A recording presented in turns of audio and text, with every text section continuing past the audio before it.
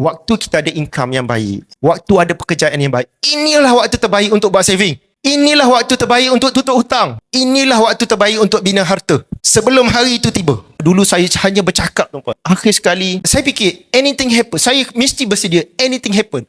Apa jadi kepada isteri dan anak-anak saya yang ramai. Saya seorang bekerja, bayangkan tuan-tuan. Anything happen, pergi kerja saya accident. Dah tak mampu lagi bekerja. Apa nasib isteri dan anak-anak saya? Jawatan saya sebagai accountant, hari ni saya mati, saya sakit, bulan depan ada orang ganti tempat saya, betul tak? Kita semua macam tu, betul tak? Tempat kita ada orang ganti ke?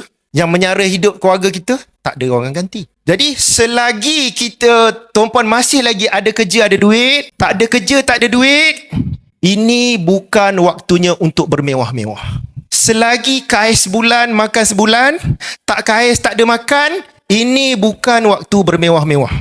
Ini adalah waktu prepare hari yang kita bimbang tu akan terjadi. Selama ni saya dah ajar kepada public buat, dan memang saya buat. Antaranya, saya cakap, setiap keluarga mesti ada 1 kilo emas satu keluarga.